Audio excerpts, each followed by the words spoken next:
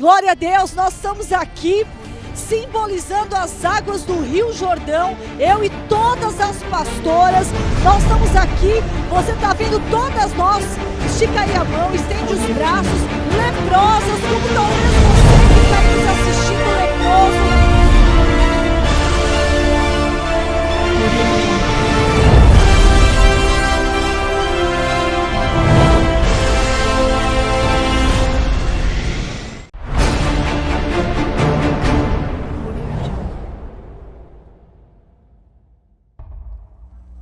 Aleluia, glória a Deus. Paz e graça a todos inscritos aqui no nosso canal Presbítero Pedrosa para mais um vídeo.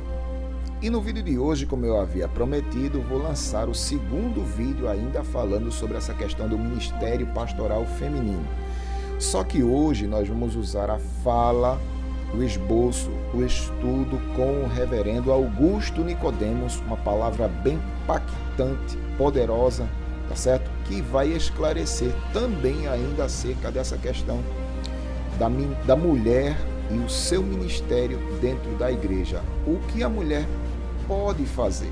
Então, dentro de uma forma bem apologética, de uma forma bem pedagógica, o reverendo Augusto Nicodemos informa sobre isso aí, tá certo? Então, antes de soltar o vídeo, eu gostaria de convidar você que ainda não é inscrito aqui a se inscrever no canal, ativar as notificações e deixar um comentário no rodapé deste vídeo. Se possível, compartilhe ele, faça com que este vídeo chegue o mais longe possível para a glória do nome de Jesus, tá certo? Sinta-se abençoado por essa mensagem e cresça na graça e no conhecimento da palavra de Deus, em nome de Jesus.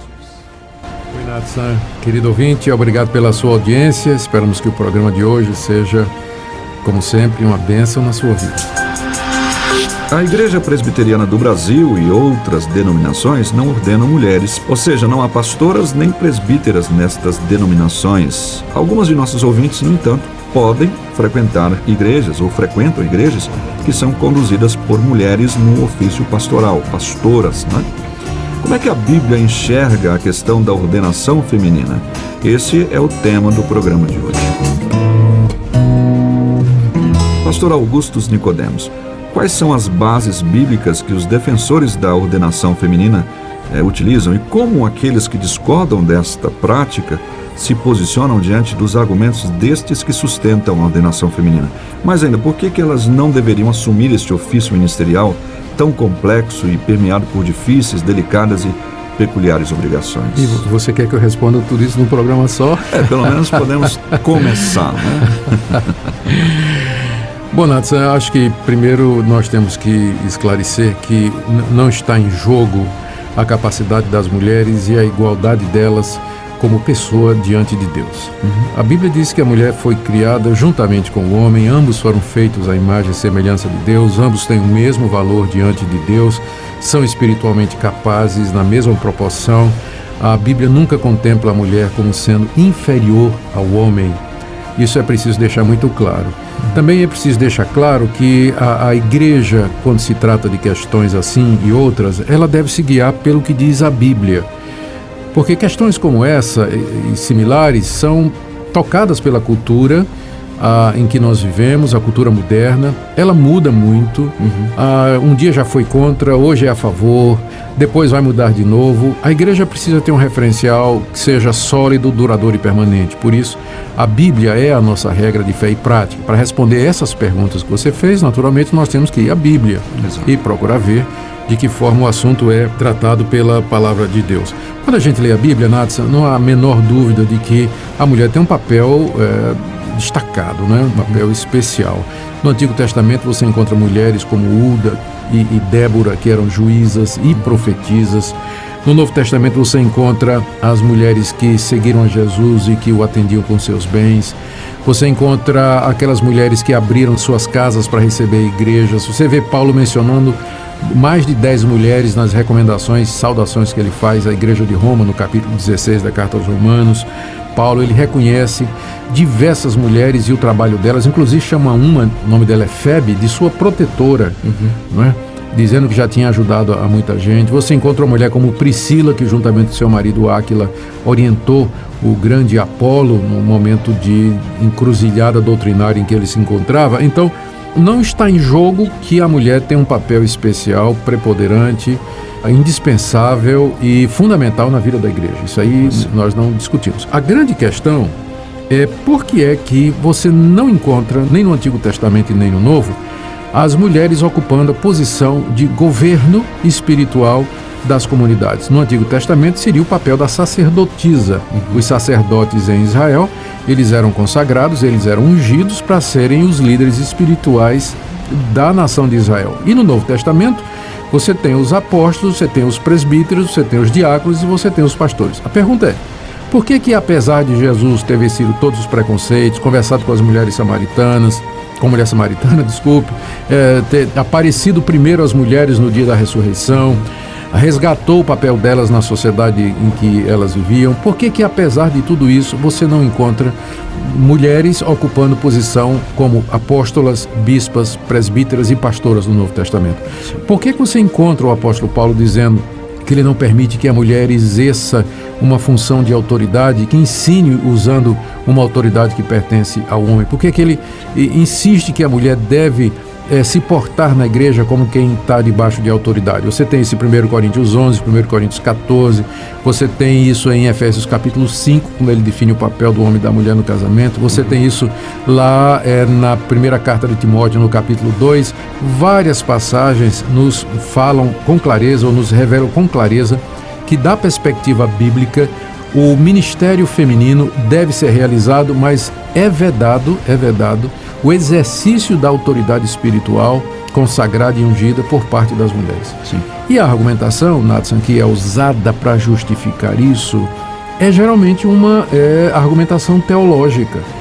Porque você ouve o argumento, né? O pessoal dizendo, não, mas porque Paulo estava preso à cultura da sua época, Paulo estava refletindo o veso cultural da sociedade em que ele estava inserido.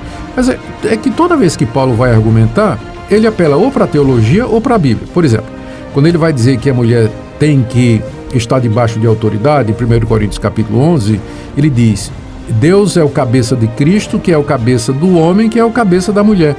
Ou seja, um argumento baseado na Trindade. Sim. E que começa lá na Trindade e chega até a relação do homem e da mulher no que diz respeito ao contexto da igreja, né? Então, esse é um argumento doutrinário, não é um argumento cultural. No mesmo capítulo, ele diz que a mulher ela não pode estar ocupando essa posição de autoridade porque Deus primeiro fez o homem, depois é que fez a mulher. E a mulher foi feita por causa do homem e não o homem por causa da mulher. E que a mulher foi tirada do homem e não o homem da mulher. Então Paulo vê na sequência da criação do homem e da mulher, conforme está escrito lá em Gênesis, já uma pré-ordenação divina no que diz respeito aos papéis diferentes que o homem e a mulher deveriam exercer, tanto no casamento quanto na igreja. Então, toda a argumentação de Paulo é teológica. Lá em 1 Timóteo 2, quando ele diz assim, não permito que a mulher ensine nem exerça a autoridade de homem, ele diz porque Adão não foi enganado, mas a mulher sendo enganada caiu em transgressão. Mas com isso ele não está dizendo então que a mulher seria mais ingênua?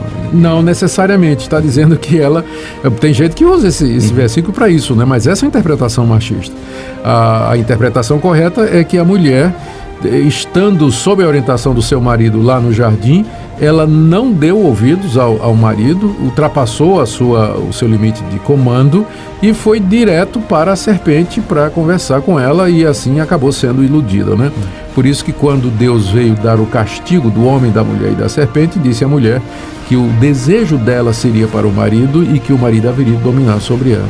Então, do ponto de vista bíblico, o papel do homem e da mulher são diferentes, estabelecidos na criação, agravados por causa da queda. Embora Cristo nos redima, ele seja o redentor da situação humana, contudo, esses papéis não são abolidos no Novo Testamento. Nós somos redimidos, o homem e a mulher são salvos da mesma forma pela graça, mediante a fé em Cristo Jesus, recebem dons espirituais equivalentes, contudo, o exercício do governo espiritual da igreja e do lar é para o homem cristão, é para o homem, não é? Então, essa é a razão pela qual as igrejas históricas, que levam a Bíblia muito a sério e que têm muito respeito pela Bíblia, entendem que, para seguir a Bíblia, nós não poderemos colocar esse fardo, porque acaba sendo um peso, sobre os ombros das nossas irmãs. Mas o governo das igrejas, a autoridade espiritual, ela tem que ser exercida pelo homem cristão qualificado. Além dessa questão da autoridade, como já foi colocado, bem defendido, Deus, nesse caso, preserva a mulher ao não permitir que ela assuma essa posição? Embora sejamos iguais, homem e mulher, diante de Deus, a mulher, há exceções, mas a mulher, no geral, ela tem mais algumas fragilidades de natureza física e outras, não é? Que tornariam o trabalho de liderança em situações de crise penoso, mais do que já é. Se já é para o homem, né? Às vezes, com certeza, muito mais também para a mulher. Então, eu poderia pensar assim também, Deus, num certo sentido, está libertando, né? Dando um alívio aí para as nossas irmãs e deixando esse fardo pesado de carregar para o homem cristão. E não é todo homem cristão, né? É o homem cristão qualificado. Isso me lembra, Nathan, que lá em 1 Timóteo 3, quando Paulo está descrevendo as características daquele que deve ser o líder, né? Ele chama de episcopos, né? O bispo, o pastor, o presbítero. Ele diz que tem que ser marido de uma só mulher. Sim. Então, ao dar essa definição, está óbvio que Paulo tinha em mente que seriam homens que deveriam... O gênero masculino que deveriam ocupar essa posição de autoridade e de liderança, não é? Então, essa é a resposta. Agora eu quero, mais uma vez, lembrar, não há outro impedimento na Escritura a não ser esse. Da minha perspectiva, a mulher pode ensinar, ela pode liderar grupos dentro da igreja, ela pode trabalhar, ela pode evangelizar, ela pode fazer tudo que os demais fazem naturalmente, claro. Agora, a única vedação é com respeito ao ofício de pastor e de presbítero.